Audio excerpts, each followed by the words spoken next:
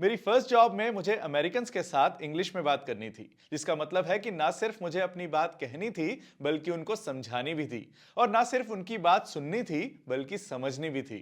जब मैंने अमेरिकन्स के साथ काम करना शुरू किया तो मुझे पता चला कि उनका एक कॉमन सेंटेंस है, हाउ आर यू। पर वो इस तरह से नहीं बोलते हाउ आर यू, वो बोलते हैं how are you, how are you. अगर हम इन वर्ड्स को अलग अलग बोलते हैं, हाउ आर यू, तो बहुत नाइव साउंड करता है, बिगिनर जैसा साउंड करता है। और वहीं अगर हम फ्लो में बोलते हैं हाउ आर यू, तो बहुत इंप्रेसिव साउंड करता है, नेटिव इंग्लिश स्पीकर जैसा साउंड करता है। इस वीडियो में मैं आपको कुछ ऐसे रूल्स बताऊंगा और फिर उनकी प्रैक्टिस भी करवाऊंगा, जिससे आपकी इंग्लिश भी नेटिव इंग्लिश स्पीकर्स की तरह फ्लुएंट और इंप्रेसिव लगेगी। इन रूल्स का किसी भी एक एक्सेंट से कोई लेना देना नहीं है, बल्कि ये हमारे इंडियन एक्सेंट को न्यूट्रल बना देते हैं, जिससे हमारी बात दूसरे इंडियंस को या बाहर के किसी लोगों को इजीली समझ आ सके। मैंने रिसेंटली डोनाल्ड ट्रंप की एक प्रेस कॉन्फ्रेंस में देखा कि एक इंडियन रिपोर्टर उससे इंग्लिश में ही क्वेश्चन पूछ रहा है, लेकिन फिर भी डोनाल्ड ट्रंप को समझ नहीं आया, क्योंकि वो इंडियन एक्सेंट में पूछ रहा था, जो कि दूसरों के लिए समझना मुश्किल होता है। इसलिए इन रूल्स को फॉलो करके आपकी इंग्लिश न्यूट्रल हो जाएगी, ताकि पूरी दुनिया के लोगों को आपकी इंग्लिश समझ भी आ सके और आप इंग्लिश में इंप्रेसिव और हाई फाई साउंड कर सकें। मैंने जब अपनी फर्स्ट जॉब में इन रूल्स को सीख कर यूज किया तो 6 मंथ्स के अंदर अंदर मैं अपने कॉलीग्स से सीनियर लेवल पर आ गया और एम्प्लॉय ऑफ द मंथ जैसे, स्टार ऑफ द मंथ जैसे अवार्ड्स मिलने लगे, और कुछ ही सालों में मुझे एम्प्लॉय ऑफ द ईयर का अवार्ड भी मिला।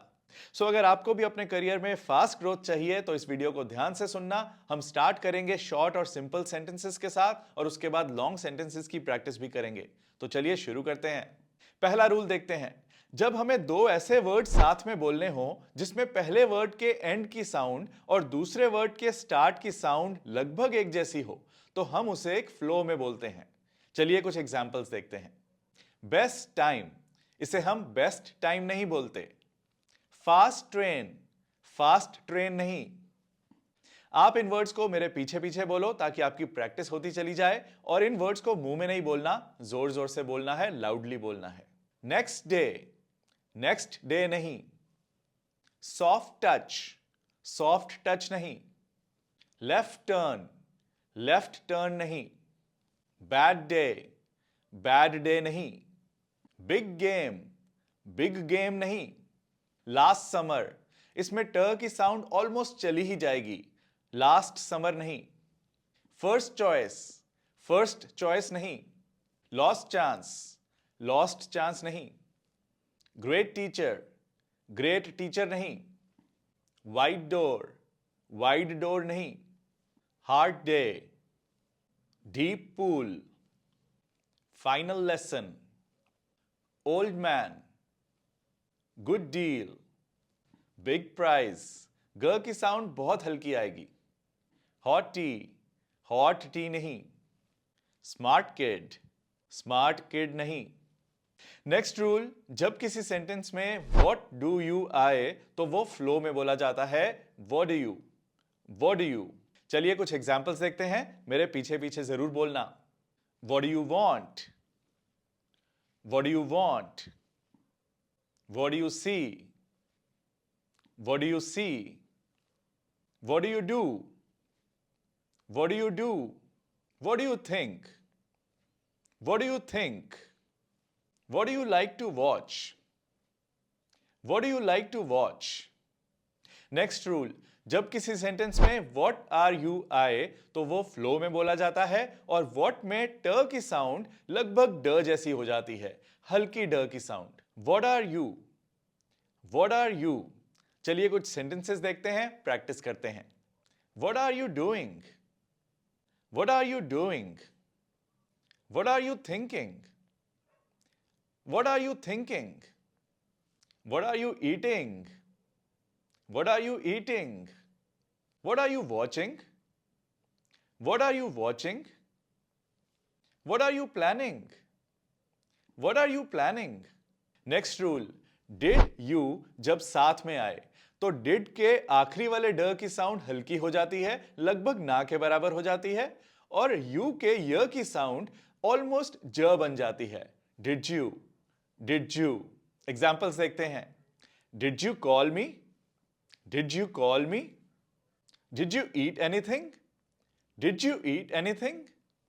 Did you sleep properly? Did you sleep properly? Did you talk to her? Did you talk to her? Did you find it? Did you find it? Next rule, would you जब साथ में आए तो उसमें भी would के ड की साउंड हल्की हो जाती है और यू के य की साउंड ज बन जाती है। Would you, would you. Examples देखते हैं। Would you like to eat something? Would you like to eat something? Would you please keep quiet? Would you please keep quiet? Would you like to go shopping? Would you like to go shopping? Would you like to go out with me?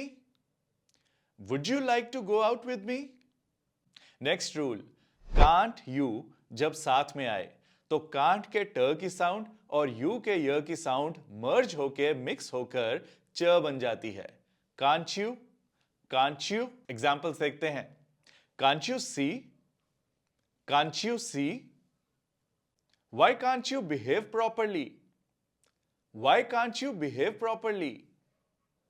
Why can't you come tomorrow? Why can't you come tomorrow? Why can't you ask him? Why can't you ask him? एक चीज आपको पता होनी चाहिए कि can't American accent में can't बोला जाता है। सो आप कई हॉलीवुड मूवीज में देखोगे कि ये can't बोला जाता है, पर आपके लिए बोलते हुए जो नेचुरल आए, जो आपने सीखा है, आप उस तरह से बोल सकते हो। कांट ब्रिटिश एक्सेंट में होता है और कैंट अमेरिकन एक्सेंट में होता है। नेक्स्ट रूल, डोंट यू, इसमें भी ट और य की साउंड मिलकर च बन जाती है। Don't you, don't you. Examples देखते हैं। Why don't you understand? Why don't you understand? Why don't you try again? Why don't you try again? Why don't you buy a new car? Why don't you buy a new car? Next rule, want to जब साथ में आए तो इसे flow में बोला जाता है और यह बन जाता है wanna, wanna। एग्जाम्पल्स देखते हैं। I wanna talk to you. I wanna talk to you. I wanna eat something. I wanna eat something. I wanna go home. I wanna go home. I wanna sleep on time. I wanna sleep on time. Next rule, give me जब साथ में आए तो gimme बन जाता है। Gimme, give me some time. Give me some time. Give me a pen. Give me a pen. Please give me a chance. Please give me a chance. Next rule, going to जिसका मतलब होता है कि मैं ऐसा करने जा रहा हूं। गोइंग टू जब साथ में आता है तो ये फ्लो में बोला जाता है, जिससे ये बन जाता है गोना, गोना। एग्जाम्पल्स देखते हैं। I am gonna see a doctor. I am gonna see a doctor. I am gonna discuss this with my manager. I am gonna discuss this with my manager. I am gonna think about it. I am gonna think about it. Next rule, where are जब साथ में आए तो ये flow में बोला जाता है, वेर आर बन जाता है। Where are, where are. Where are you? Where are you? Where are my shoes? Where are my shoes? Where are the keys? Where are the keys? Where are they now? Where are they now? Next rule, how are बन जाता है how are. How are? How are you? How are you? How are your kids?